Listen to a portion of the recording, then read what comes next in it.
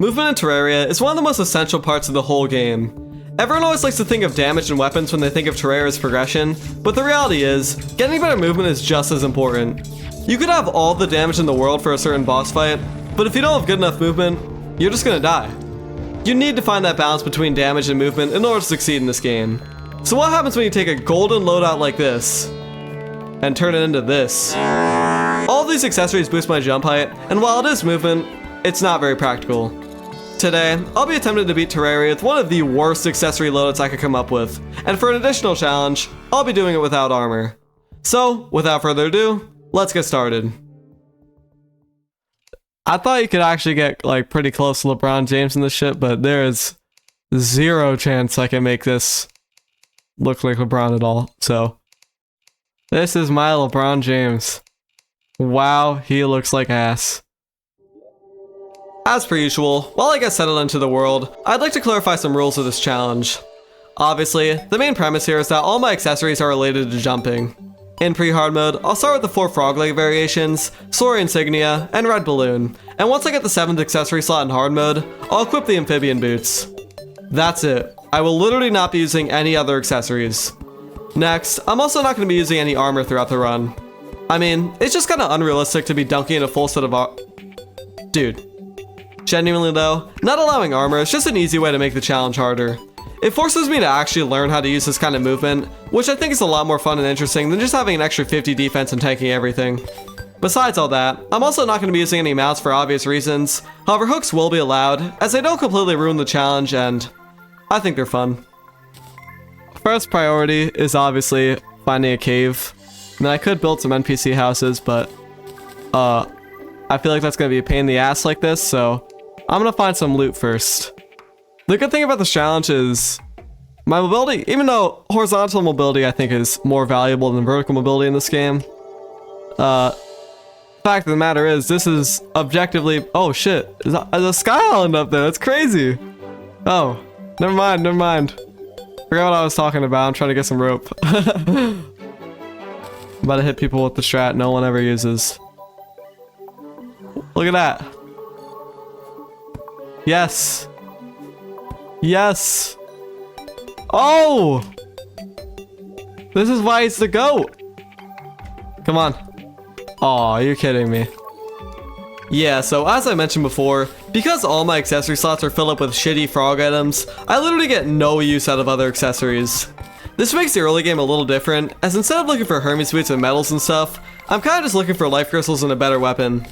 As of now, the current plan is to find a decent weapon, rush the jungle, and get either a boomstick or an Amazon. While I'm at it though, a couple of life crystals and smaller tasks couldn't hurt as well, so that's exactly what I'll be working towards. Ooh, first chest. Mace maybe? Okay, well, once again useless. Not completely useless, you know, I could get money from it. I am going to take a moment to renovate this house though, because I think that will be beneficial. There we go, our first house. Better than ever. After fixing up the underground houses, I spent some more time searching the underground for life crystals or bombs or something, but I literally found nothing. I did have a decent amount of money though, so I decided to return to the surface to build some houses and put some stuff away. The two weapons I kinda got my eyes on right now are the Undertaker and Star Fury. Either one of these will be sufficient enough to explore the jungle, so once I finished up the houses, I began exploring the right side of the world in search of either bombs or a Star Fury. That. Ooh. Okay. Alright. Oh. There it is. That should be sufficient. You? I really want that.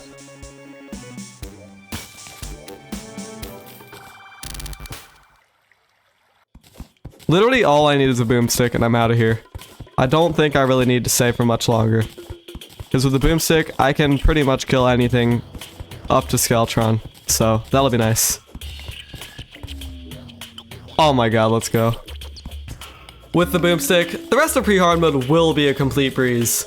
This is literally one of the best weapons you can have to fight Skeletron with, and once Skeletron's dead, I'll find a shadow key, loot some shadow chests, and kill the wall of flesh.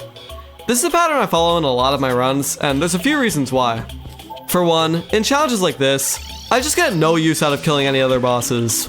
Currently, I can't equip any accessories or armor, so the Shield of Cthulhu, Worm Scarf, and Shadow Armor are all out of the equation.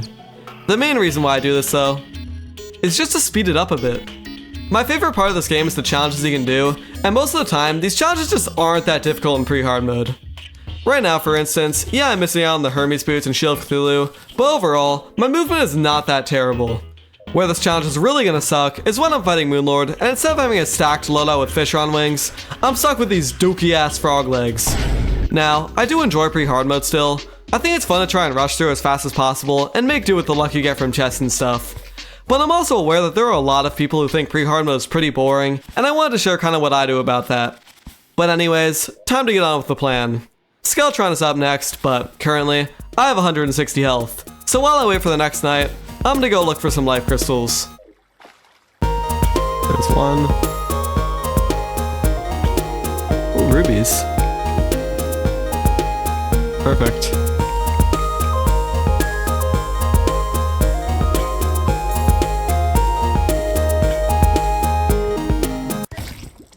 Nice. What the hell, dude?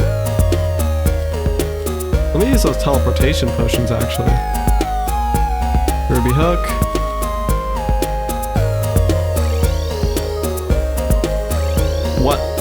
What the hell kind of spawn is this?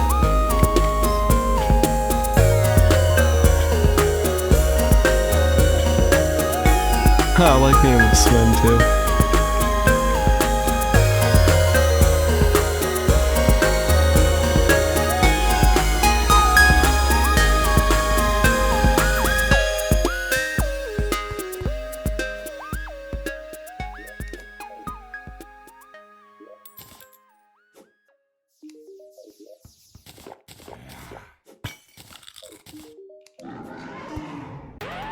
Finally, I made it to Skeletron. Now, I'm not gonna lie, with a boomstick at 300 health, this fight is definitely in my favor, but it's by no means a free win. I don't have any armor, and without a Goblin Tinker, I haven't been able to reforge any of my accessories yet, so it's only gonna take a few hits for me to die. Additionally, while I have gotten pretty used to this wacky ass movement, it still has its flaws. Mainly, it's just so one-dimensional. Not only do I just not have Hermes boots, but also hooking onto these horizontal platforms and landing back on top of them is super awkward without a double jump. Besides that though, yeah, there's nothing too special going on here. The super jump definitely has its advantages in this fight, and as soon as the hands are dead, the fight is basically over. So, I guess I'll have live commentary and me take it from here. You gotta keep track of when he's gonna spin, but as he's shooting the skulls, you can literally just weave through them, even without boots. But the easiest way is just circle him like I'm doing. So once you get him in that position where he's horizontal to you, he always tries to float above you. So, like when he's like this, you can literally just stand still and do actually nothing, and he'll miss. So, that's why this phase is really easy once you figure it out. That's generally how a lot of bosses are in this game. Like once again, stand next to him, I'm deadass not moving and I just dodged like 10 skulls, so. If you can't go and circle him for whatever reason, you can just do that. You can thread between the skulls. That's really helpful if you don't have crazy vertical mobility. But yeah, like I said, boomstick makes this fight actual cake. Bomb, bomb, bomb, shotgun. Boom. Winner. So yeah, vertical mobility. Skeletron is so much easier with vertical mobility. Also, gold key. Sweet. The boomstick is not amazing in the dungeon, and having 300 health isn't really ideal, but another gold key. Okay, never mind. That's awesome. But it's sufficient enough to get me through. I mean, I only really need some of the dungeon weapons are nice, but the main thing I'm looking for is a shadow key. I mean, I can't even use a cobalt shield in this run, so I literally just need a shadow. Damn, I am lucky. What the hell? That doesn't matter either, though. But whatever. Shadow key, where are you at? You know what the play might be? I'm sorry. I want that combat. I'm sorry, I want that combat wrench. No, why would you do that? Why are you doing that?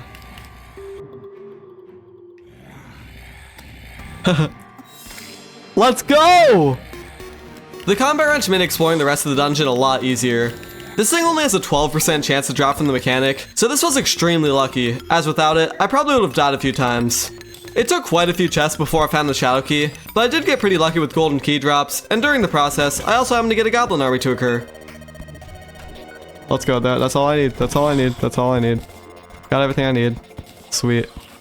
We out of here. Once I returned to the surface, I immediately started chipping down the goblin army. Now that I have the shadow key and I'll be able to get the goblin tinker to move in, pre-hard mode is finally coming to a close. Literally the only two priorities from here are getting the shadow chest weapons and killing the wall of flesh. Unfortunately, because I lack so much horizontal movement, I'm gonna need to build a pretty solid bridge for the wall of flesh fight, but really, it's not gonna take that long, and as soon as it's finished, I should be ready for my first attempt. Before all that though, I first have to actually get to hell. Maybe this teleportation potion will take me there. Okay, this is an ass spawn. But actually, I may take a second to loot this because I still need health. Usually these moss biomes have a ton of life crystals and chests and stuff, so I'm just gonna hang out here for a moment and see if I can find anything.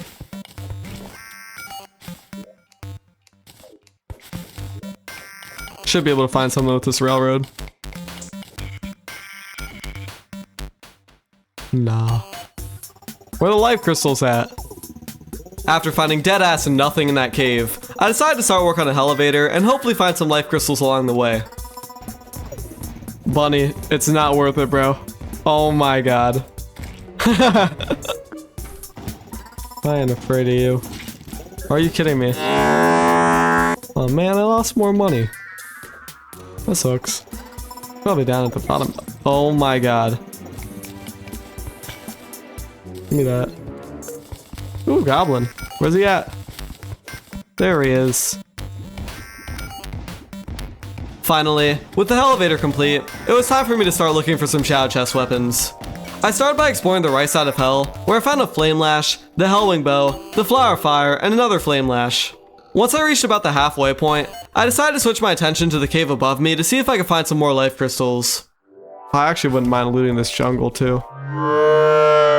Unlike the shitty ass moss biome I found before, this was actually pretty successful, and I ended up leaving with 380 health.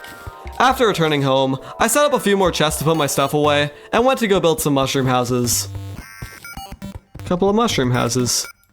I still need the mechanic to move in to allow me to buy a mushroom pylon, but other than that, pretty much all that's left to do is prepare for the wall of flesh. I made an attempt to explore the left side of the world to hopefully find a Sunfury or Dark Lance, but of course, I got clapped. Upon respawning, I figured I'd kill two birds with one stone and clear out the runway as I explore for some more shadow chest weapons. How much money I got? I got plenty of dynamite in me. This should get the job done. Nice. We'll get some reforges on some of the cheap things. If I wouldn't get them with shit reforges on the planet, that'll have to do. Yeah, that'll do.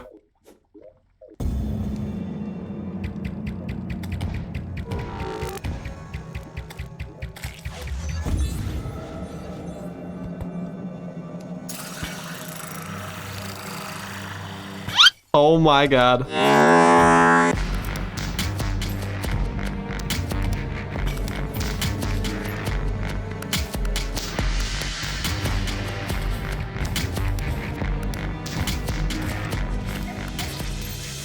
I made it to the end. That's good. It is a little jagged though. Without a double jump, it's gonna be kind of AIDS. The first maybe 30% can be rough, because you know, Wall of Flesh when he's above like 50% health or 25% HP is like so easy, especially when you have the Hellwing Bow. I could really use a flat runway because I need a consistent way to hook, which might even involve platforms just to grapple onto. Yeah, I think the plan is like platform, pretend this is the platform, and then I'll have all like actual like platforms to grapple onto like that, and have that just run down the rest of the way, probably until about like here. Before I got started on the bridge, I built a few extra houses on the surface in order to get the mechanic to move in, but immediately after that, it was time to place down some blocks for a while. Although I generally just opt for water walking potions in this fight, the Hell Bridge is basically a necessity for the situation I'm in. Without Hermes boots, it's going to be really hard to stay ahead of the wall of flesh during the later stages, so the idea here is that I'll have a bunch of tall platforms to hook onto, and because the bridge will be mostly flat, there won't be any things for me to get caught on. This will by no means be perfect, but with the Hellwing Bow and some good reforges, it should be just enough to get me by. Anyways, once I got to about the 2/3 mark on the left side of Hell, I decided to stop expanding the bridge and begin building the vertical platforms. As I said before, the early stage of the wall of flesh is so easy, so I should just be able to get away with water walking potions for that part. What isn't so easy is building these goddamn vertical platforms. Go away, what is with all these spawns? This is actually unbearable. This is driving me nuts. Every time I would try to build one of these, I'd just get flooded by every enemy in Hell. Luckily, I figured out that invisibility potions were pretty helpful for reducing spawn rates. The only problem was that for some reason the devs made it so that every time you get hit, the potion wears off. So that was kind of stupid. But eventually, I did get all the platforms done. I did it. Platforms complete.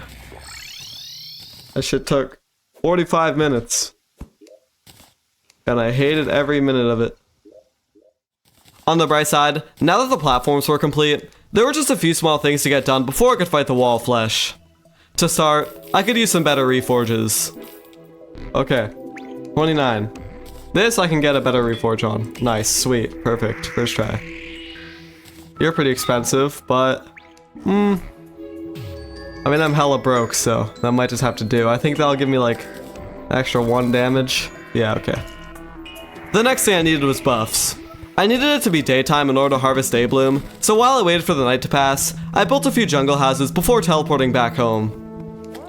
And painter. Boom. Okay. Now I should have enough for the buffs I want. Iron skin, regen. Water walking, definitely. Bowl of soup.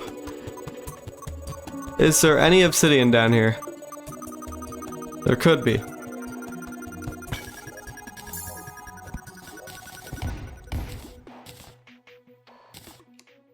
Why not?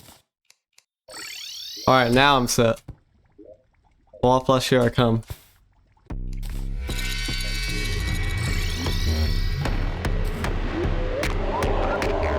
So as I said before, even being as slow as I am, this early part of the fight is just not hard. All I'm trying to do here is deal as much damage as possible, while also not getting hit.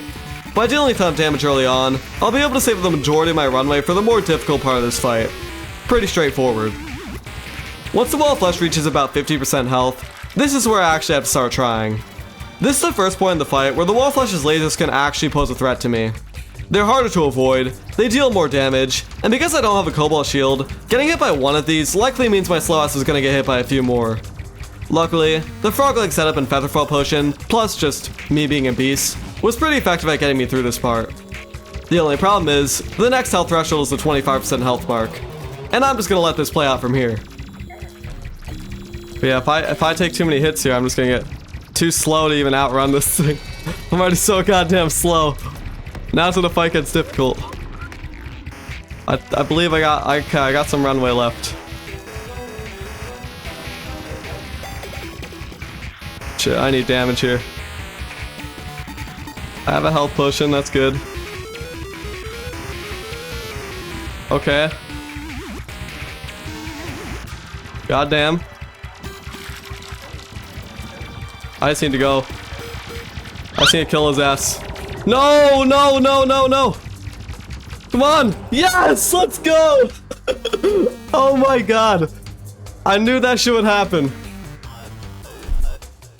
Oh my god. That has never happened to me before, I don't think. Holy shit. Okay, I'm not gonna lie, bro. I don't give a shit about you, bro. Can I teleport? I can't. Oh my god. Whatever, I'll kill this dumbass. Dumbass eye real quick. I don't even know what to say. That fight was insane. Usually, getting caught by the wall of flesh like that just means immediate death. Somehow though, I managed to get hit in a way where I only came in contact with the eye once, and got launched well in front of the wall of flesh, which bought me just enough time to kill him. Genuinely, if I didn't get caught like that, I may have just died to the lasers by being too slow. Fights like that where you die right as you kill the boss are rare, and that was extremely lucky to happen for the wall of flesh in specific, because not having Hermes boots or a cobalt shield for a fight where you run in one direction the whole time is just a recipe for getting clapped. Thankfully though, with the death of the wall of flesh, I unlocked the 7th accessory slot, which means I finally have access to the amphibian boots.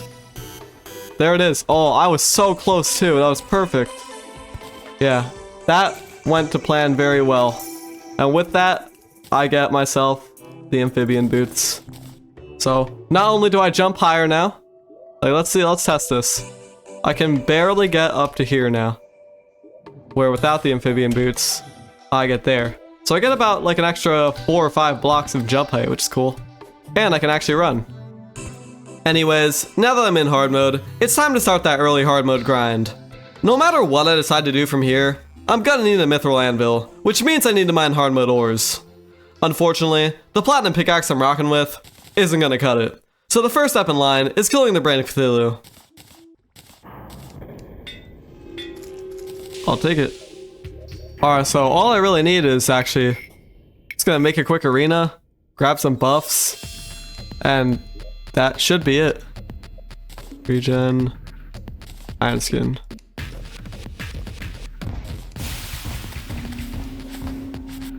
Get a campfire going. Oh shit. I completely forgot about these guys. That is gonna suck. No, you stay down there. Oh my god, I'm screwed. I'm screwed. What the hell? I think the play is fight him on the surface. Nice. Wonderful. Now, I definitely should have done this in pre-hard mode, but, you know, what can you do? I did manage to get the platform done, and all I needed to do now was dig a tunnel to a Crimson Heart and blow it up. What could go wrong? Yeah, your fat ass gotta get out the way. I'm not even gonna hold you, bro. Get out of the way. No one likes you. There we go, he's dead. And that's where I just gotta commit. Alright. No, I got Kobe around this guy. Bruh. You're so annoying!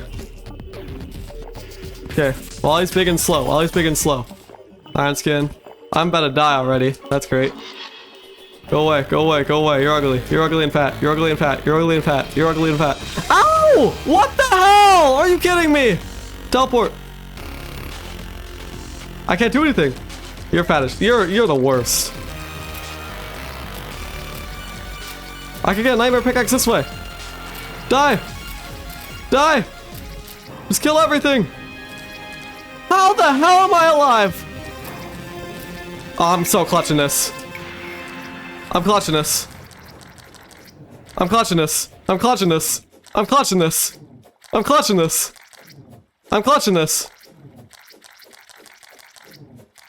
Wow, I'm a beast like that.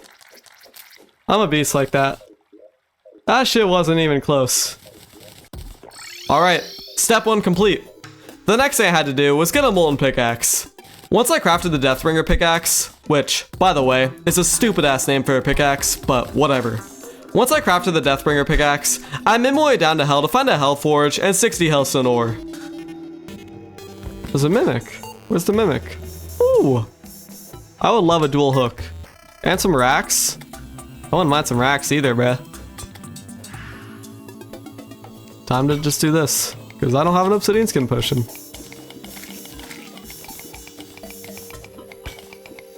Ooh, money portal. If it's a 5, I'm not going for it. Okay, it all just melted anyways. What the hell? I didn't even know that was possible. After crafting the molten pickaxe, I visited the Crimson Biome to break some Crimson altars. I only broke a couple, just because these things were so scattered apart, but I don't need much mithril anyways, so I should be good. Once that was done, you guys know the drill. I mined palladium, got 2-shot by some random hard mode enemy, upgrade to a palladium drill, mined mithril, and crafted the mithril anvil. I also just remembered that I don't have to stick to these shitty shadow chest weapons for the rest of hard mode like in my last video, so I went and treated myself to a mithril repeater as well. Anyways, now that I got the mithril repeater, what's next? Now, I could kill all 3 mechanical bosses, kill Plantera, and work my way towards Moonlord from there, but honestly, that's kinda lame. I've done a lot of these challenges, and while that's still a really fun way to play the game, I feel like in this run specifically, I want to mix it up a little bit. We all know that I would be able to kill the mech bosses with the stuff I have now. Sure, it might take a few attempts, but it would happen, and I'm gonna be honest, it wouldn't be that hard. So, instead of moving through all that early to mid hard mode progression, I'm gonna take the leap. The first boss I'm gonna kill in hard mode is Duke Fishron. To those who are unaware, Duke Fishron is a very unique boss in this game, specifically when it comes to how he's summoned. You know, most bosses in hard mode follow a very strict order.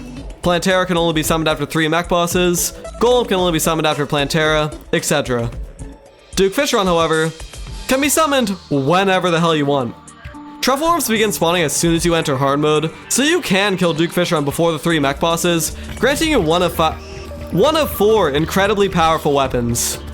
Now, the catch of course is that you have to kill Duke Fishron with shitty ass loot, and when you're playing as LeBron James, you know, he might have max stats in real life, but that doesn't really translate over to this game, to say the very least. On the bright side though, because all my accessories are filled up, and I can't use any armor, the prep for this fight is pretty simple. All I need is one good weapon that can be obtained before killing any mech bosses, and fortunately, I already got one in mind. The weapon I'm going to kill Duke Fishron with is the dart pistol. The dart pistol is an interesting weapon. For one, literally no one uses it. In case you don't know, which honestly, I wouldn't be surprised if you didn't, the dart pistol has a 20% chance to be dropped from Crimson Mimics. If I had to guess, this is the main reason as to why it's not used.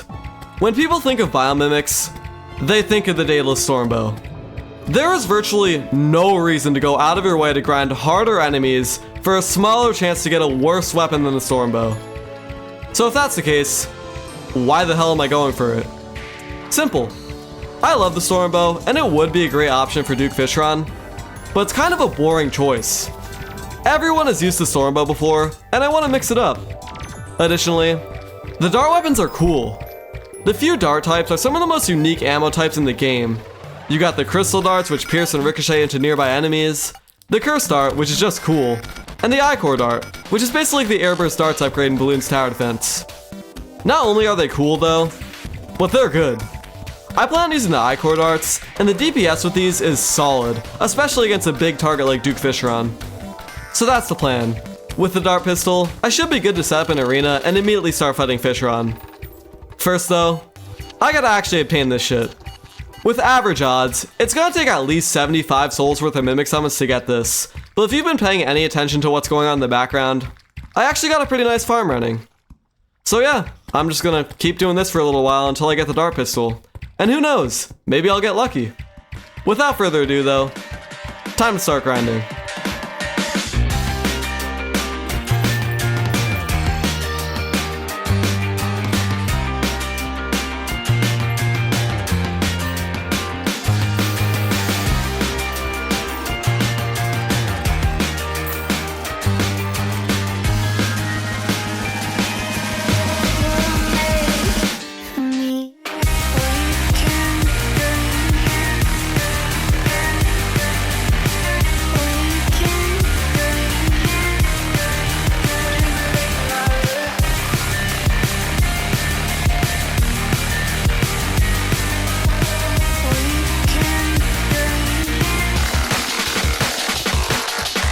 Time to keep grinding.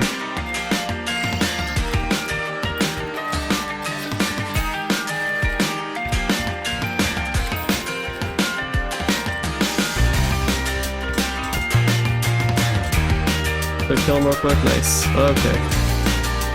That is so unlucky. I gotta kill him. I gotta kill him.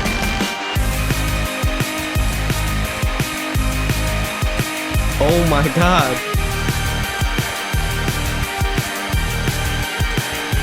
Bro, you're an ass. Be nice. Be nice. I cannot believe it.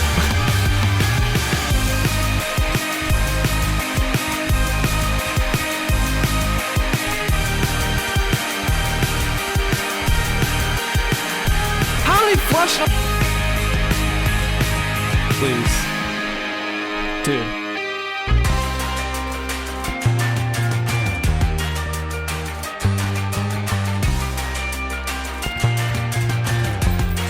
Oh my.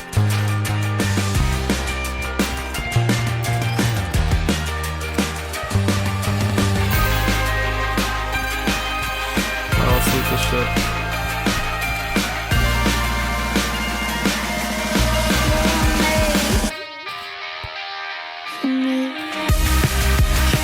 Uh-oh.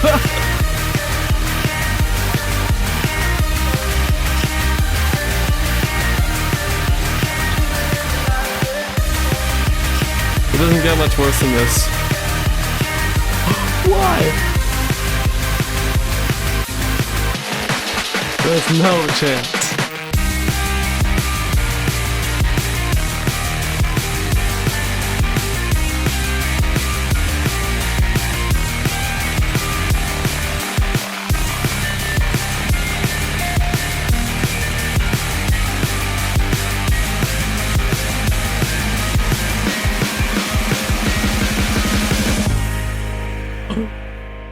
Oh my god, it's real! I cannot believe it. That was attempt 20. That is insane. I'm so happy I got that thing. Wow. Yeah, I've never gotten so unlucky in my entire life. Those were odds I deadass didn't even think were in the scope of possibility when I began farming Crimson Mimics. But hey, I finally got it, and I'm pretty excited to use this thing. The rest of the Duke Fishron prep should not be nearly as difficult, and there isn't much left either. So, I immediately got to it. I'm gonna craft more I-core darts for one, because I have 1,000 I-core. Alright. So, that's done. Now I also want to get... I want to get some crystal darts too. Because I think for like cave areas and stuff, it's just going to be more convenient to have those than I-core darts.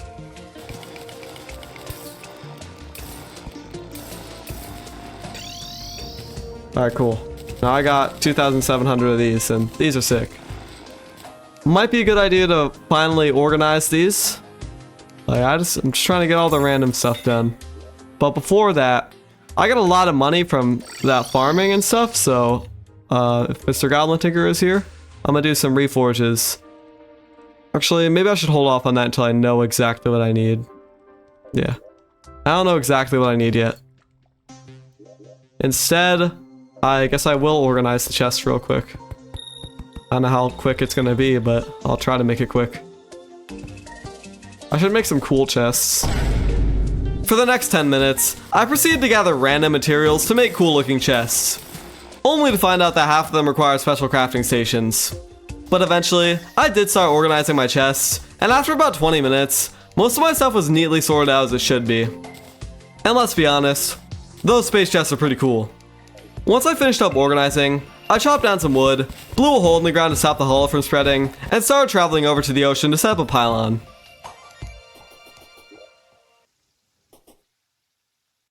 Oh my god.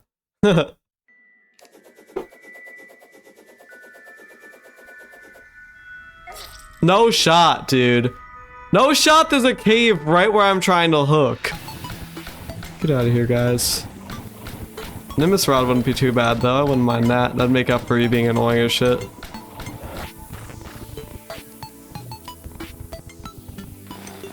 Cool. Did they move in because of the rain? They do. That is so crazy. That's fortunate. Does this work? Yes, let's go. Alright, that's very convenient. Glad I got that. After I got the ocean pylon, I built a platform over the ocean while I was over there, and continued completing random tasks before the fight. The next thing I decided to work on was getting a Staff of Regrowth. The Staff of Regrowth is not a necessity to have, but it's especially nice when crafting potions that involve Deathweed or Blinkroot in their recipes, just because these plants are so much more annoying to farm. Now, I'm not sure if I'm even going to use that many buffs for this fight, because it might just not be necessary, but if I do start getting my ass kicked, or later down the line I start getting my ass kicked, some of the fishing buffs could come in handy. Why am I getting the shittiest ivy chests? Okay, this This is bad news bears. Oh. Yeah, screw that shit. I'm not even gonna bother. Unfortunately, after about 15 minutes of searching, I couldn't find the Staff of Regrowth. So, it was time to move on. After grabbing some more palm wood, I returned to the Goblin Tinker and began reforging all my accessories either lucky or menacing. In pre-hard mode, when enemies deal like 50 damage, having all warding accessories is extremely powerful. Defense in this game is a flat reduction to incoming damage, meaning if you have 28 defense and get hit by an attack that deals 50 damage, you will only take half as much damage as you would if you had 0 defense. Whoa, that seems pretty powerful. I should just load up on defense for every fuck. My buddy Fishron here does 300 damage. I could have all brisk accessories, and it's still gonna take just as many hits for me to die as if I had all warding accessories. Instead, by loading up on all lucky and menacing accessories, I could kill Duke Fishron significantly faster, creating less opportunities for me to get hit. Now, defense isn't all bad. When you have 100 defense in a normal run, it is very impactful, and it's probably worth going for all warding instead of lucky or menacing. In my case, however, having 28 defense just does nothing, so the extra 28% damage is much preferred. Anyways, it took a good 2.5 platinum, but eventually, I had all the modifiers I wanted. Next, using the palm wood from earlier, I made my way back to the ocean to finish the arena. What I'm gonna do here is actually replace this bottom floor with palm wood. I was playing around with this before. When there's just a platform on the bottom, it's really annoying to kind of hook like this because you just fall through the water. With regular blocks though, obviously that doesn't happen, you just jump instead, which is a lot better than falling through the water and getting slowed down by that, so that's that. Now what I need is, I want to make this 50 blocks tall. 30 is there. Okay, that's great. Of course, just as I was about to finish this thing, a random blood moon happened. So, I took the opportunity to gather some deathweed and spent the rest of the night underground searching for truffle worms. So, I guess while I attempt to farm some of these guys, I want to talk a bit about what the plan is for this fight. As we all know, Duke Fishron drops his 5 weapons, but there are only 3 that I'm interested in. The Flare-On, the Tsunami, and the Razorblade Typhoon. The bubble gun isn't a bad weapon, but it simply isn't versatile enough to have as a main weapon, and at the end of the day, that's what I'm looking for here. The Tempest Staff just sucks dick. But anyways, any of these 3 weapons will be more than enough to get me past the pillars. Now, I could kill Fishron once and be very likely to get one of these 3 weapons. But that ain't me. I'm here to make things interesting. In this run, I'm gonna kill Duke Fishron 3 times with the dart pistol, granting me 3 treasure bags and practically guaranteeing I get one of these 3 weapons. Then again though, I am the same guy who took 20 attempts to get a dart pistol. Bruh. Doing this will force me to master the fight, and give me the opportunity to get 2 or even 3 of these weapons, which I think would be sick. So there it is. I'm gonna need a hell of a lot of truffle worms, but once I get those and finish up the arena, I'll be ready. Palm wood platform, and we back at it. Perfect, okay. What a stupid event. That should be good for the arena. This thing sucks ass. Yo, this thing's great.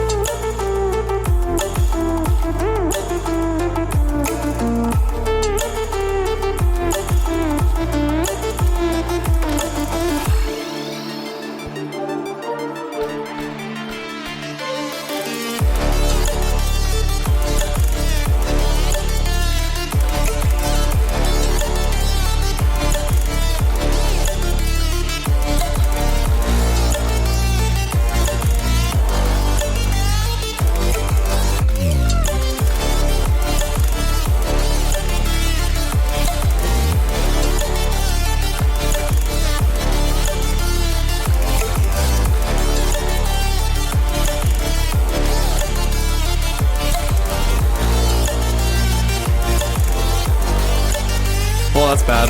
On I'm dead. Oh my god.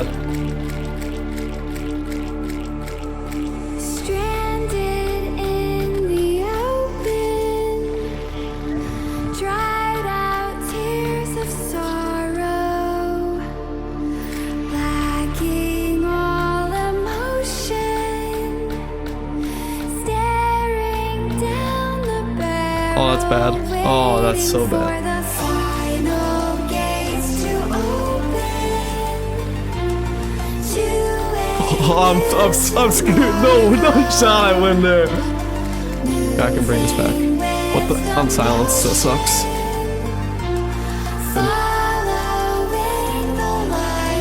That's so stupid. Nice. Awesome. And back to it.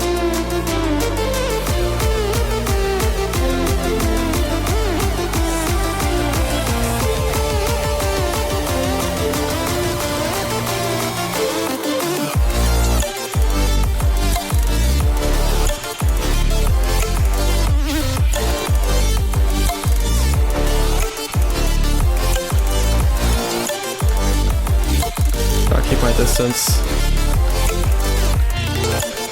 Oh, it's almost over.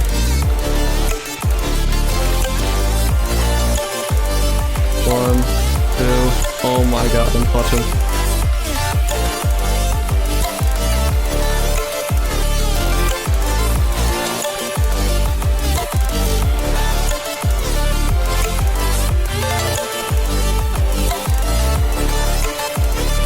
Let's go. Let's go. That was, I cannot believe I survived that second dash. That was insane. Oh my god. Damn, that was not as bad as I thought it would. Please don't give me 3 Tempest Staffs. I just need Flairon, Tempest Staff, or no, I don't need a Tempest Staff. That just sucks. I need Flairon, Tsunami, or Razor Blade. Preferably all 3. That'd be great. Let's go. Tsunami maybe? Oh my god, Razor Blade. Oh my god. Let's go. There it is. I somehow got all 3 of the weapons I wanted, and that puts me in a very good spot. Each of these weapons serves its own purpose, so with all 3, I'm basically able to cover everything I need. I have great crowd control from the Razor Blade, I have great single target damage from the Tsunami, and I have the Flairon for better single target homing and crowd control when I run out of mana. So with that, it's time to start working towards the pillars. I started by traveling down to the Mushroom Bomb to reforge my weapons. Obviously, the next thing to do from here is just, I gotta kill the mechanical bosses, and then kill Plantera, kill Golem.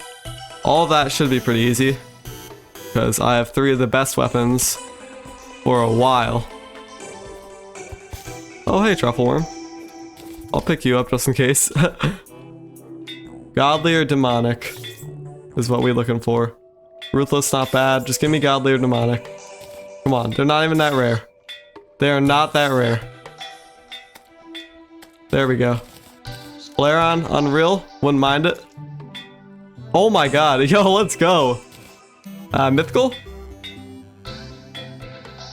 Nah. Oh, let's go! Oh my god. Oh, hey, Truffle Worm, what the hell? What is going on? As I said just a moment ago, the next thing to do now was kill the mech bosses. I took a moment to harvest some iron and add another platform to my arena, but once I slept the night away, I got to it. Let's get after it. It's thunderstorming. I gotta get these 2 done though. What do I want first? To destroy it first. This thing's just gonna shred him. It would actually home. Why isn't it homing? Uh-oh. Alright, that's not great.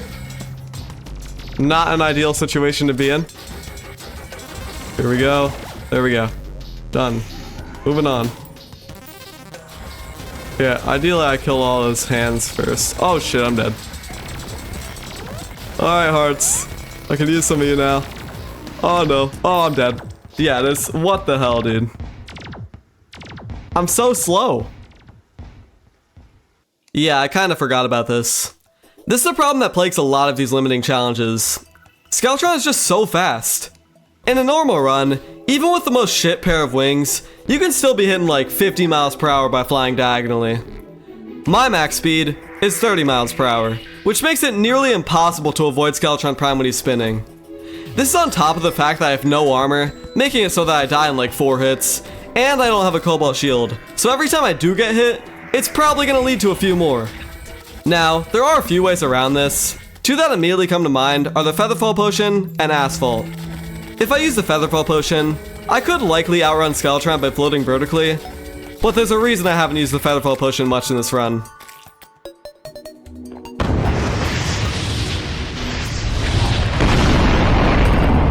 I'm doing the LeBron James challenge. I'm not doing the fucking rocket ship challenge. That shit's broken, and not fun in my opinion. Asphalt is a similar story. Flying across the screen at 70 miles per hour is too easy, and even though Skeletron Prime is not and should not be a core challenge of the run, I still want to kill him in a legitimate way. The first technique I tried was brute force. I figured out in a separate world that killing the laser basically leads to a free win, so I ran a few attempts and just kinda hoped I'd get lucky and kill that shit before it killed me. I'm taking the space route. Uh-oh, bombs. Yeah, I just need to single out the laser here. Nice, nice. Yeah, that shit happens. This guy's such an asshole. I hate this fight so much. Oh, I'm dead. Oh my god, dude! Okay, that's not good. I got hit by a bomb. Gonna take a miracle to win this one. Yep. The enemies are too much. I literally don't know what to do about that. Yeah, this didn't work. Honestly, at this point, I had no idea what to do. The combination of low speed and no knockback protection makes this fight miserable, no matter how good my weapons were. Oh my god. Cherry on top. I was getting pissed, and understandably so. I mean, I have some of the best weapons in the game, and I can't kill arguably the easiest mech boss. And that's exactly the problem. In these last 5 attempts, I kept thinking I could just jump at this fight and kill him before he killed me. But that's just not how this game works. Even I know that. Hell, I said at the beginning of the video. You could have all the damage in the world for a certain boss fight, but if you don't have good enough movement, you're just gonna die. This jump is dog shit, but if I want to win, I need to figure out a way to make it good. So, for the next attempt at Skeletron, I came up with a new idea. I found that the max height I can jump is 40 blocks. Additionally, frog-leg accessories allow for an auto jump, meaning I can repeatedly jump simply by holding down the jump button. When you combine these two together in a big-ass arena spanning over the right side of my base, you get some pretty quick movement. So I don't feel terrible about spending this much time trying to beat some mech bosses that I should be able to just clap. But that's the thing. The movement is good for some fights, like Duke Fishron's great. Like, this kind of movement is quick. Just bursts of movement, which is great for Fishron when you're trying to lead away his predictable dashes and stuff. But against a boss like Skeletron Prime, which just sits on your tail the whole time, it's a lot worse. This arena took close to 20 minutes to make, but I think it was definitely worth it. One of the biggest flaws of the Mega Jump is that I can't continuously travel at a fast speed in one direction. It's just bursts of movement. This arena, however, allows me to kind of simulate having wings by holding down the jump button, which will be very helpful for not only Skeletron Prime, but other bosses as well. Now, I haven't even talked about the twins yet, but I've been worried about Retinizer Phase 2 from the start. With the arena I had before this, there was zero chance I could outrun the barrage. Now though, I feel much more confident. Even further, if I just expand the platforms a lot further to the right, I can see this becoming a potential Moonlord strat as well.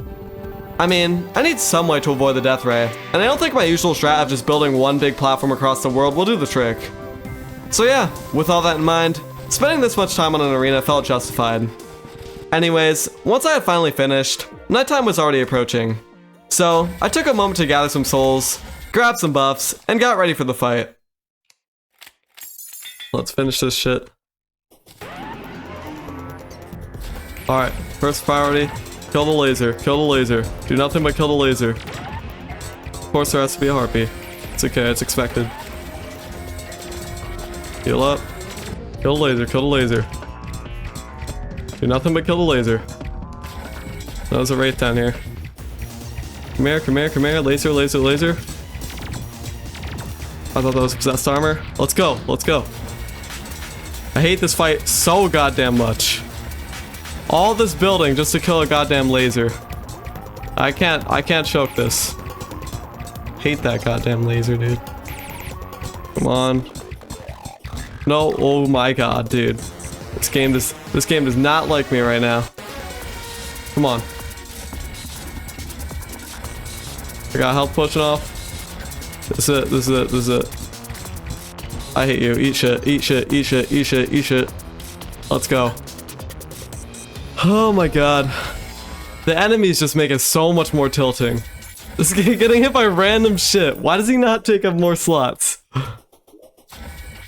Whatever. It's done. But I still got one more. I don't even know what to expect from the twins. While I got my buffs up though, I may as well just give it a shot, honestly. Okay, I'm surrounded already. I'm a lot more comfortable with this fight too, I think.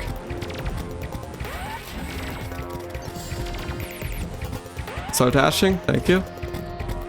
Alright, now turn phases, thank you.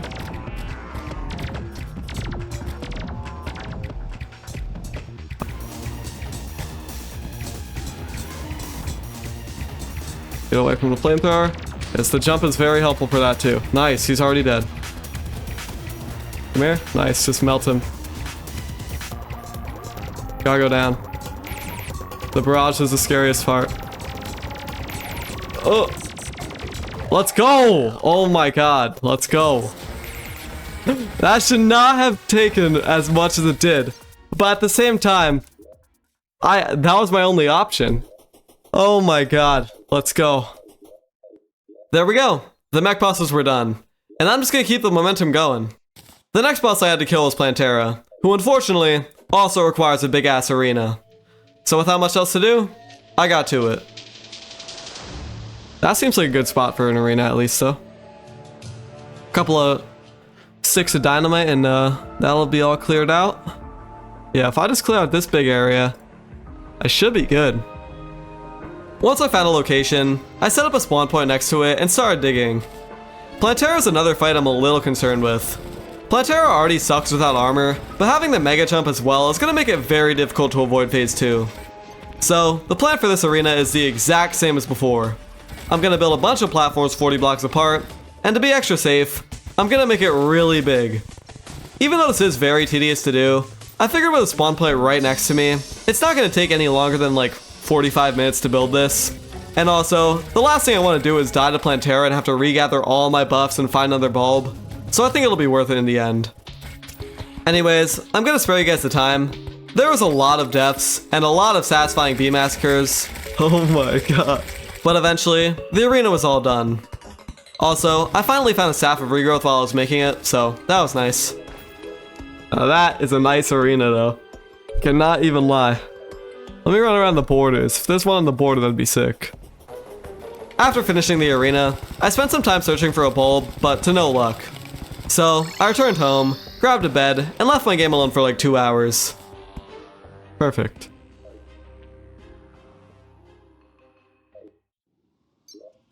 Alright. That didn't really go to plan. I have no idea what happened, because I wasn't recording and I forgot to check the text logs. So I assume some dumbass event happened and killed me, but that's no big deal. A few Plantera bulbs should have grown, if I had to guess.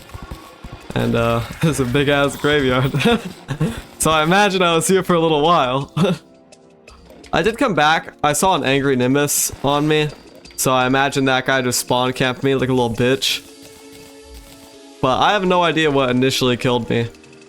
Whatever the case, a lot of time was spent on this world and I didn't have to do anything about it. So that should clutch up and give me a Plantera bulb. That's the goal.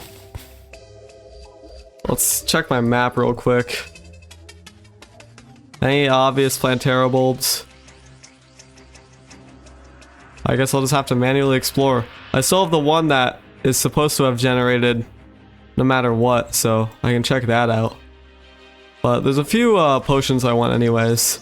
I'm not taking any chances this fight. I hate this fight. I mean, I don't hate it, but in a run like this, I hate it because it's so hard to survive when you don't have armor in this fight. Like, you're just gonna take hits. Just the nature of it. Plantera is too unpredictable to develop a strategy where you can just avoid everything. I knew I'd likely find a bulb if I did explore the jungle, but just to be extra sure, I'm gonna spend some time fishing for buffs, which is what I was gonna do anyways. The only two buffs I'm looking for here are the Endurance Potion and the Rage Potion. These are both not that difficult to obtain, but they are very impactful in a fight. And because I'm looking to first try Plantera, I saw no reason not to go for them.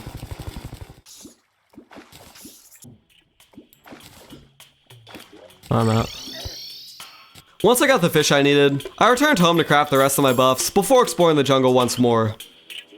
I'm also going to take a life force, literally just because why not. I don't really plan on using a life force for the other fights, maybe Moonlord. It's like in Mario when you save up your powers and just never use them. Like, what's the point of holding on to this life fruit? I'm never going to use it. Or not life fruit. Life force. I guess on the topic of life fruit, some of you may have noticed that I've been holding on to the life fruit I found rather than using it. Honestly, I think I can just do the run without it. When a boss gets challenging, it's more fun for me to learn or improve a strategy to get past it, rather than look for permanent upgrades to cover up my mistakes. This is also why I haven't gone to the Aether at all in this run.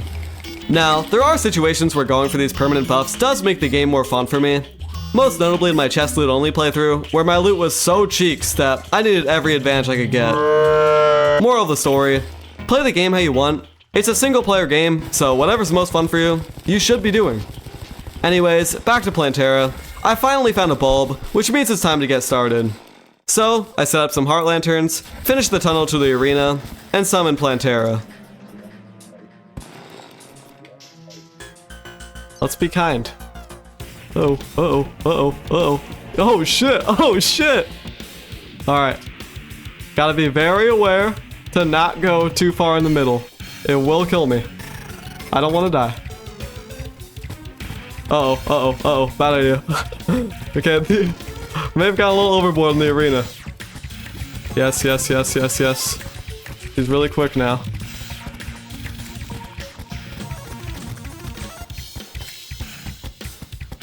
Going up.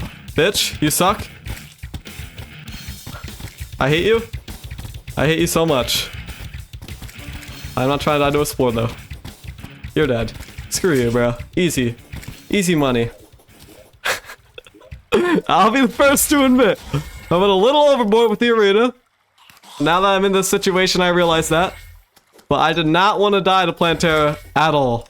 So, while I got these buffs, I may as well loot Golem's area. Where's the entrance? Do I know? Boom! Plantera is done. And there's just one more boss I need to do before I can enter the late game. Golem is a notoriously easy boss in this game. However, what I'm looking forward to in this fight is not having to build another giant-ass arena. I'm sick of it. Bruh. Obviously, whatever arena you get is what you get, so I should be able to get through this fight quicker than the others. That being said, I can't expect to just breeze through this fight. Although Golem is typically thought of as one of the easiest bosses in the game, honestly, he's gotten so many buffs over the past few years that I just don't think that's the case anymore. The days of sealing the altar and killing him in 30 seconds at your house are over. You gotta actually fight him now. You're gonna give me 2 cells? Come on. There better be like 3 chests in the room. Ow! I see nothing. Oh, I see one. Oh my god, this is a small ass arena. What am I gonna do? I gotta try my best, I guess. Okay, I can vibe with that. I think that'll be really helpful, actually. Now that I've explored the whole temple, the plan from here is simple. I'm gonna set up another spawn point, craft a ton of buffs, and run attempts at Golem until he dies. Unfortunately, there isn't much I can do about the shoebox arena I was granted, but I think the setup I got in there should be just enough to get the job done. So, I grabbed the buffs and got started. Okay, I think I removed most traps, right? Ow, what the hell? Come on, man. I saw it coming too. I literally just don't need these. Ow, come on, dude. God damn, what the hell? God damn, dude. Cut me some slack, bro. I'm gonna build my house up here. Screw you guys. I can't even. Because I'm in a stupid ass lizard place. Yeah, I completely forgot that I can't build a house in here. But whatever, man. The plan remains the same. I'll build a house just outside the temple for future attempts, but while I'm here, I may as well summon him anyways.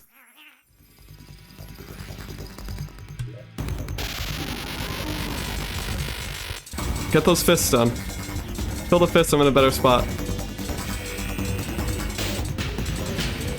Ow. A really tight area.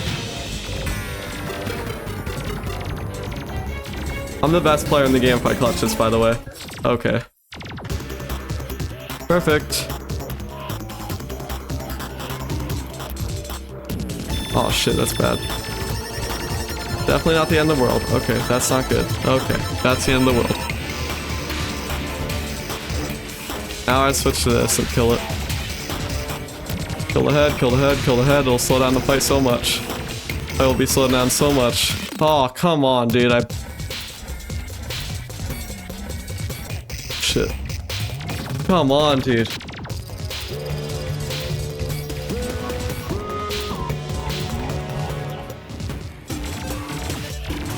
Oh my god. Who would have thought the Tiger Gear would come in clutch? Oh my god. Come on. Come on. Come on. Oh my god. Let's go. Let's go. Yes. Let's go. That Tiger climbing gear came in clutch. That was crazy. I cannot believe that. After a couple of attempts, Golem was finally dead, and I was pretty happy about it. I honestly had a ton of fun with this fight. It just felt so good dodging everything in such a small arena, and making these tiny adjustments in my strategy that helped me get that much closer to killing him. Not to mention Tiger climbing gear being useful for a change. I didn't even mean to hit the wall there, but that totally saved me from taking damage. Overall, yeah, I really enjoyed that. And with Golem's death, I'm finally all caught up in the progression. Obviously, the next boss from here is the Lunatic Cultist, after which I'll get some pillar weapons and kill Moonlord. So, once I was ready, I started building an arena. Get some green solution. Just gonna set up a simple 40 block rule. That's what I've been calling it.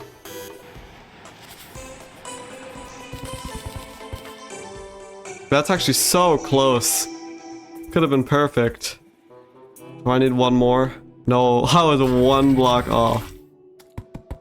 The Razor Blade should do an awesome job against Wyverns and the Phantasmal Dragon, so I'm not too worried about this fight.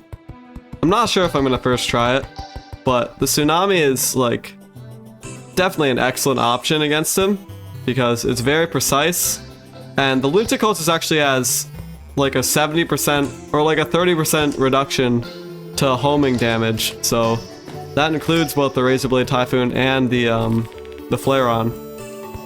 Anyways, I spent a couple of minutes building up my arena, but I didn't care to make anything crazy here. Ironically, even though I'm all caught up on progression, and the Lunatic Cultist should be difficult, I think he's gonna be one of the easiest bosses yet.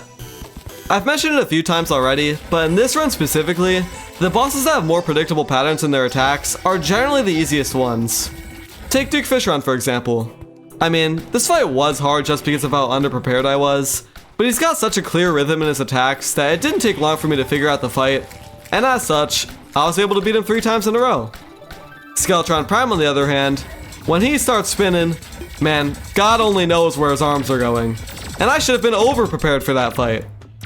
Now, this may seem like it applies to every run, and it kinda does. I'm always so scared of Plantera because, well, I got no idea what the hell she's gonna do. But in this run specifically, it's even more prevalent. When I press that spacebar, I am going at least 30 blocks in the air, and there's no if, ands, or buts about it. When I can see an attack coming, this is an incredible resource. When I'm caught lacking, I die. So back to the point. With me having the tsunami and the lunatic cultist following a predictable pattern, I don't think this fight is going to be too bad. And that looks pretty much good. I'm not going to need heart reach or anything, so yeah. I'm not going to bother burning archery potions on this fight either. I think I'll be fine. Actually, maybe archery potions will be good because the arrow speed could be very nice for actually hitting him. I'll try it the first attempt, see how it goes. But yeah, that should just be good. I should be ready. Let's finish this shit.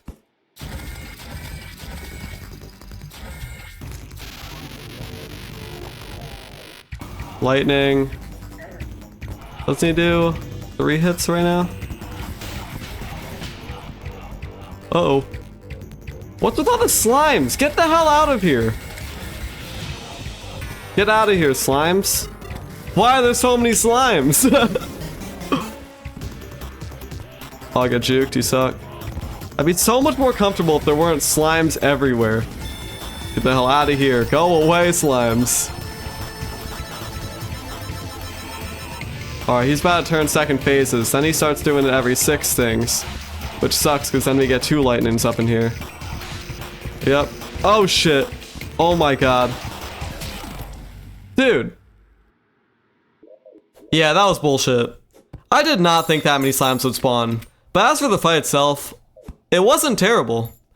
I mean, the first half of the fight is definitely a lot easier than the second half. But overall, dodging the attacks wasn't too bad. It's just when you're in a minefield of slimes and goblins, it makes it a little harder. So, the first thing I did when I respawned was start working on obtaining some calming potions.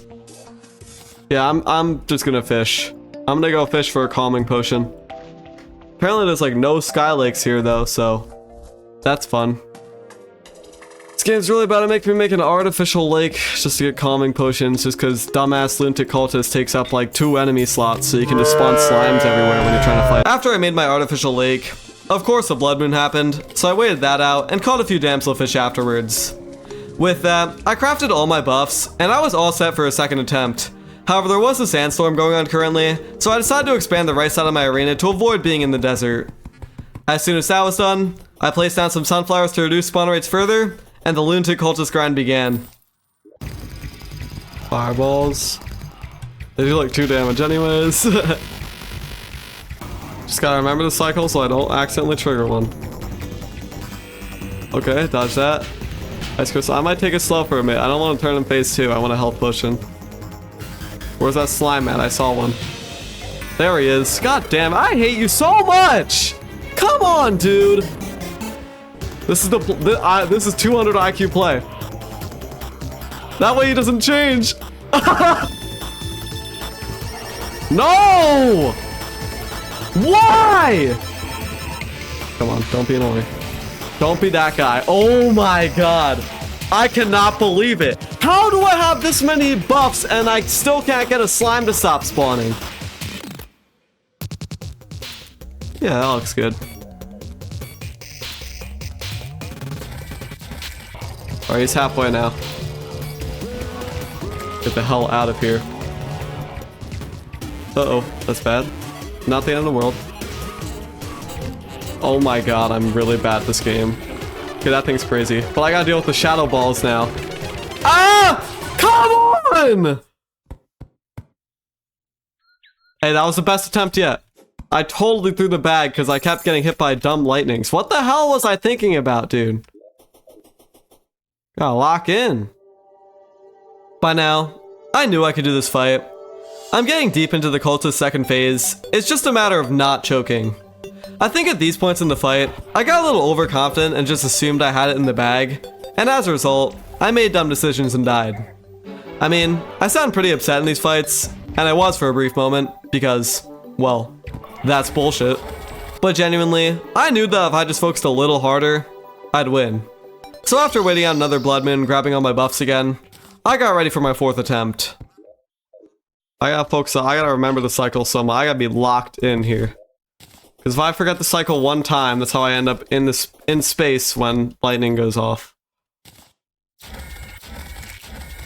Alright, I'm gonna keep this short because this fight has dragged on long enough.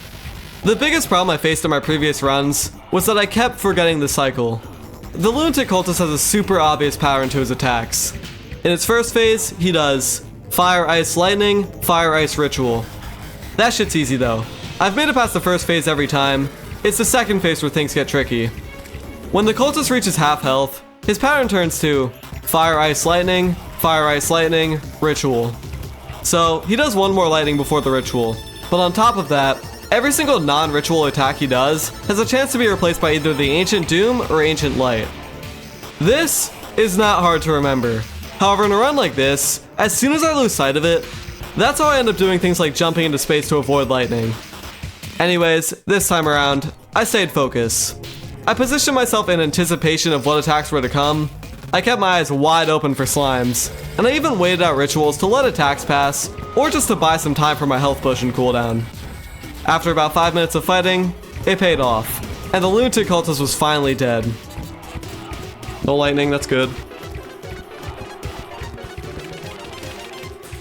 Let's go. I hate you so much. Actually, that was kind of a fun fight. I'm not even gonna lie, that was kind of a fun fight.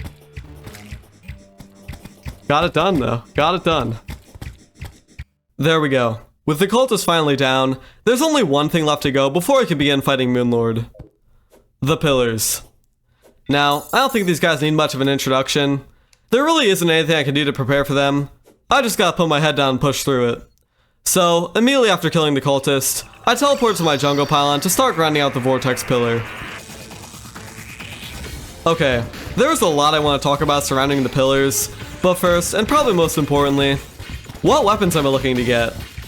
The only thing I care about here is killing Moonlord, so there are a few weapons I can immediately cross out. The Stardust Cell Staff sucks at everything, the Nebula Arcanum isn't really meant for Moonlord, the Solar Eruption doesn't have enough range or single target damage to warrant using it over the others, and the Stardust Dragon Staff, I just don't really want to use it. Sure, it's just free damage, but the last thing I want is to accidentally kill an eye preemptively and instantly lose the fight because of it. Plus, with 2 minion slots, it's not even going to do much anyways.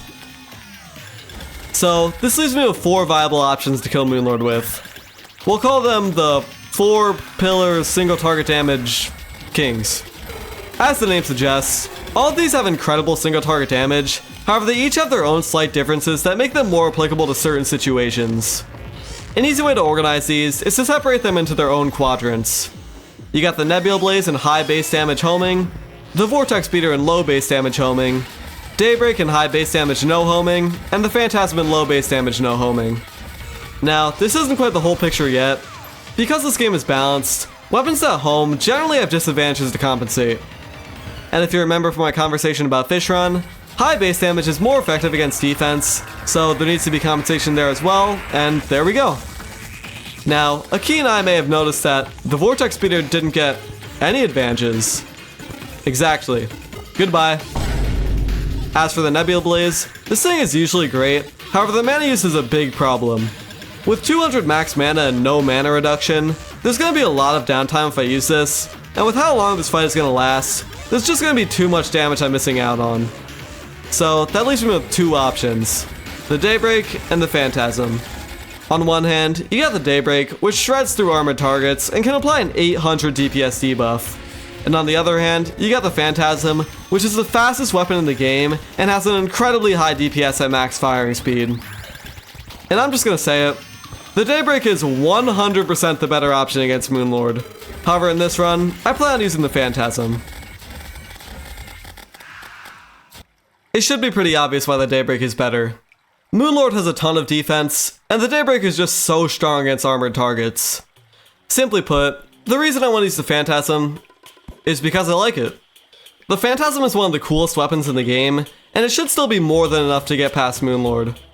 Worst comes to worst, I'll just craft the Daybreak later, but for now, the plan is to use the Phantasm.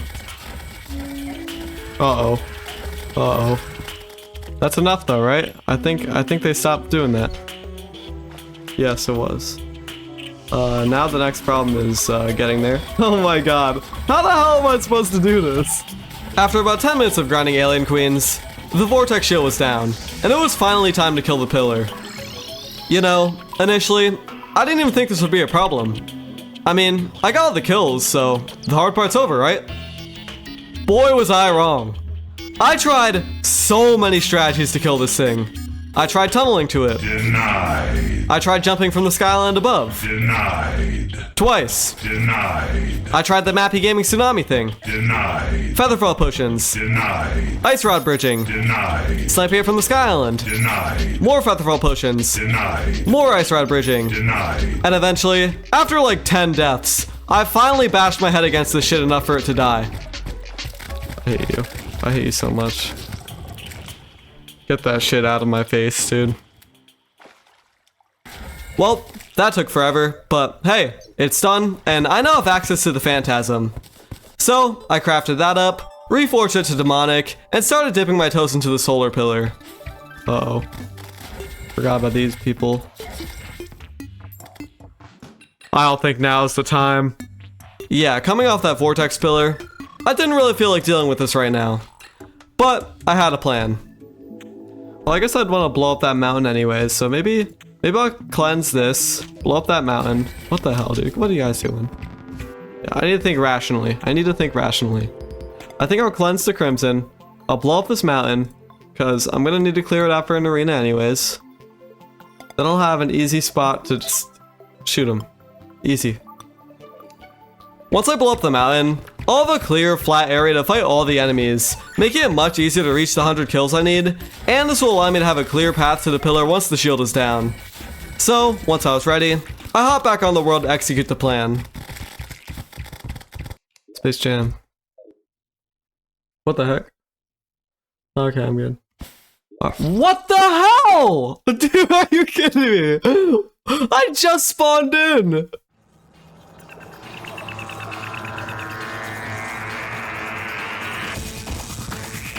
While I wrap up the pillars here, I kinda just want to talk about a few random things real quick. For one, thank God Relogic nerfed the kill count on the pillars.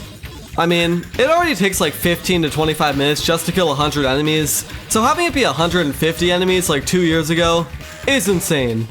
I just had to share some appreciation for that real quick. Anyways, back to the run. Once I get these next 2 pillars done, it will be time to begin preparing for Moonlord. Now, at this point, I haven't done too much experimenting with Moonlord, but I've done enough to know that the fight is possible. A lot of people don't know this, but Moonlord actually has a clear pattern to his attacks, which is almost always going to be the foundation of my strategy in runs like this. With no armor and ass mobility, even these 2 little bolts his hands shoot at from time to time are extremely dangerous to me, so it's very important to have an idea of what attack he's about to do at any given time. I'll get more into this stuff once I start building the arena and all that, but for now, it's time to return focus back to the Solar Pillar. The Solar Shield was down, and after a brief repeat of what was happening with the Vortex Pillar, come on, dude, come on, bruh! I turned my brain on, and realized I could just use a Nimbus Rod and avoid all troubles. Better late than never, I guess. Once I placed the 2 clouds above the Solar Pillar, I immediately began grinding the other pillar by my base, the Nebula Pillar. Now, you guys know the drill. After I grabbed the solar fragments, I spent like 15 minutes killing nebula enemies, then I ran to the pillar and managed to get 1 cloud down. I waited until I saw the death message appear and grabbed the nebula fragments. With the 3 pillars down, Moonlord was right around the corner. Obviously, there's still some preparation I need to do before I'll be fully ready, but fortunately, I did a pretty good job setting myself up to have all the resources I need for this first attempt. So, now that the right side of the world is free from pillars, I got started on building the arena. From here, it's pretty much just Moonlord time. But the thing I need to do before that is make a big ass arena. I kind of predicted this before, but this is the arena I'm deciding on using. However, I'm just going to expand it really far. I want all 4 platforms. So that means I'm going to need to blow up a lot of shit, but you know. I have a ton of money for dynamite. That's not going to be that hard. And there won't be annoying jungle enemies to piss me off, so I think I'll have that under control. Yeah, I'll lower these guys. So I'm just going to get started.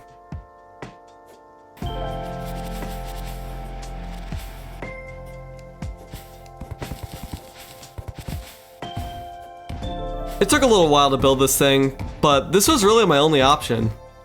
By Moonlord, you're expected to have the best of the best damage, defense, and movement. And the fact of the matter is, I got none of that. The only way for me to win this fight is to take advantage of the environment. Now, I'm not going to sit here and pretend that what I'm building is anything special. It's just a big ass arena. But this is my ticket to defeating Moonlord in the most legitimate way I could think of. The platforms will be spaced a perfect 40 blocks apart, which gives me sufficient vertical mobility and allows me to pass over the death ray. Additionally, because I'm digging into the ground for the bottom platform, I won't have to worry about space at any point during the fight, which is super helpful. As for horizontal mobility, I got one more trick up my sleeve. The lunar hook is by far the best hook in this game, and it is capable of propelling me very fast across the world. Against Moonlord, you need some sort of fast horizontal movement to stay ahead of him. The 30-mile-per-hour cap of Hermes boots simply isn't enough for this fight. Now, I could use asphalt, but I don't think anyone wants to watch me run in a straight line the whole time. It's no fun. So, instead, I'm opting for the lunar hook. Not only does the lunar hook require a bunch of micromanagement, which makes the fight a lot more fun, but also, it just feels meant to be. I mean, throughout the whole run, there's nothing fancy going on. It's just me, the mega jump, and a hook. So getting to end this run with the best hook in the game that doesn't get much attention to begin with, I think that'd be pretty cool.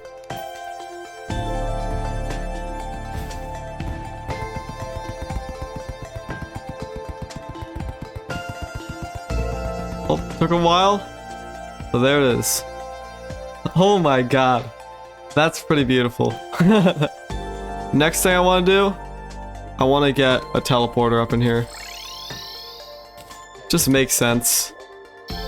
The core phase, as soon as you turn around and let the eyes catch up, you're just gonna die. So, this is 100% the play.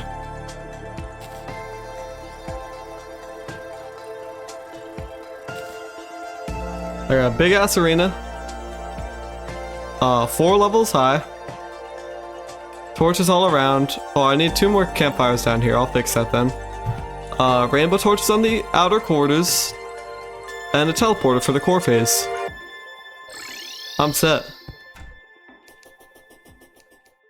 Finally, I'm ready for Moonlord. But first...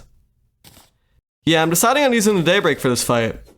At its max fire rate, the Phantasm is totally capable of killing Moonlord with the stuff I have. However, because I'm going to be constantly hooking all the time, I'm never going to be able to reach that max fire rate. So, with pretty much everything stacked against the Phantasm, I decided to swap to the Daybreak last minute. After reforging the Daybreak to Demonic, I crafted all the buffs I needed, and it was time to get started. So, kill the stars as filler. That should be easy. Star cells are really easy to kill. Grab the return home first, despawn everything, return back, run over there, grab the cells, return back home again. Craft the lunar hook. Go to my teleporter here. Start on this far end of the arena. It doesn't matter where I start, but I need to start on the end of an arena. And wait patiently. Just need 1 star cell. There he is. Come here, buddy.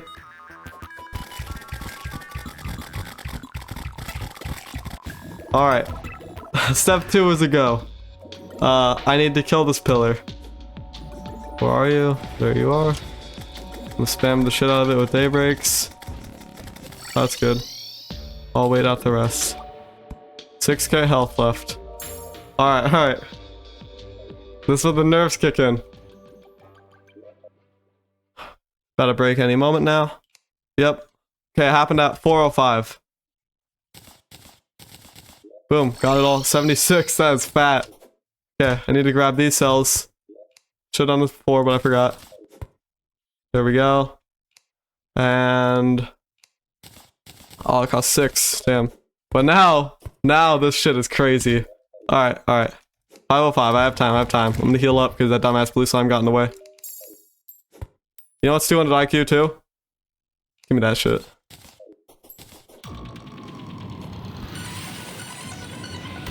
Here we are. The Moonlord grind begins. Now, I'm just gonna get right to it. The main focus of this fight is the Death Ray. And it's not even because of the Death Ray itself. As I mentioned before, Moonlord follows a clear pattern to his attacks. The simplest part to recognize is the bolt pattern. Top and right eye shoot, left eye shoots, top and right eye shoot, death ray, left eye shoots, repeat.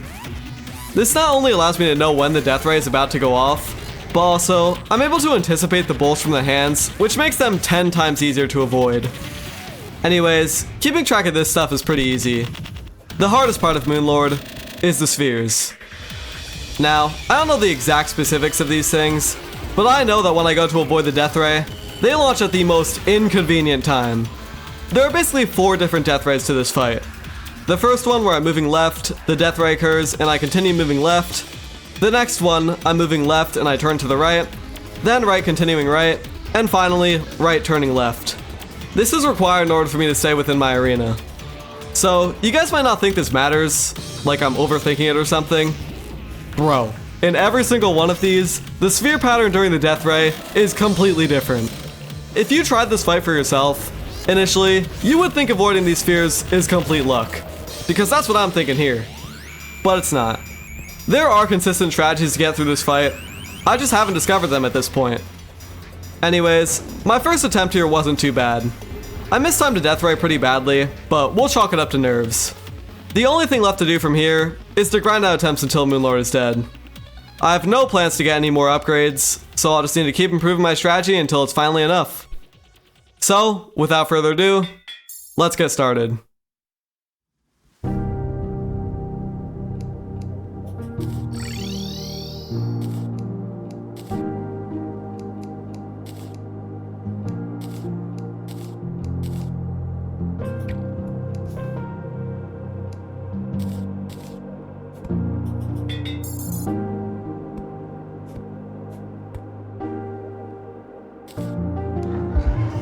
I'm good. 2, 3. Nice, nice, nice.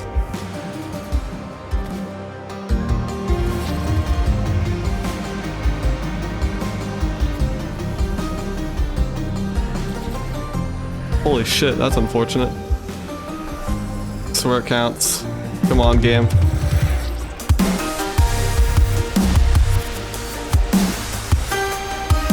I'll play how I usually would in Creo. Not the end of the world, I got hit by a bolt as opposed to the other one. Could have been a ball, like that. Holy shit.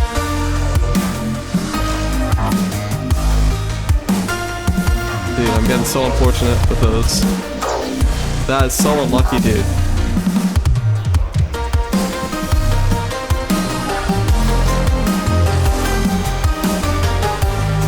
Nice, huge. Big. Not big. Oh my god. That was fucked up immediately. Oh my god!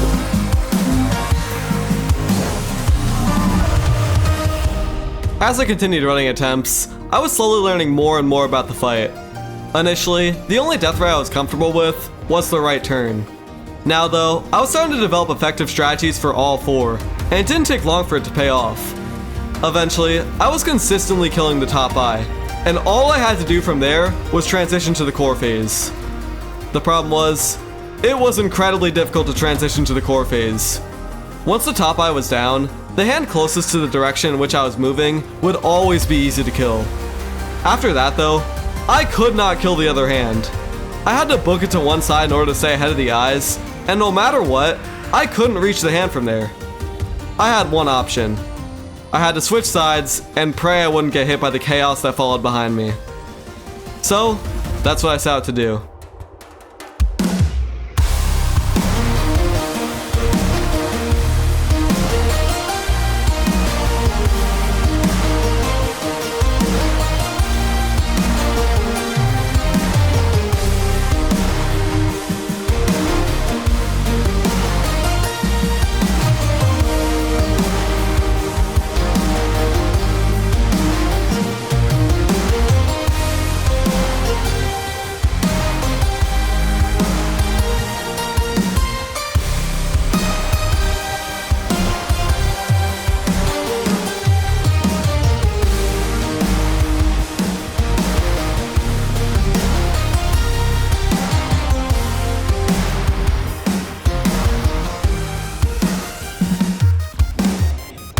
bad. It's not the I can clutch this though. I can 100% do this.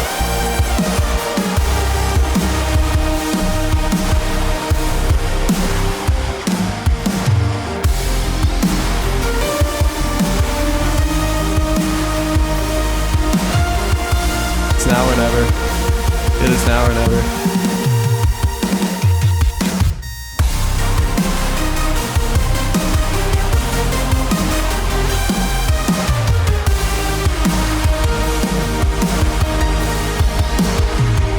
Cute.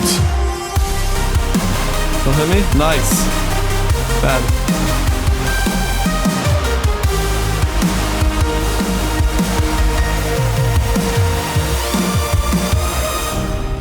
I did it.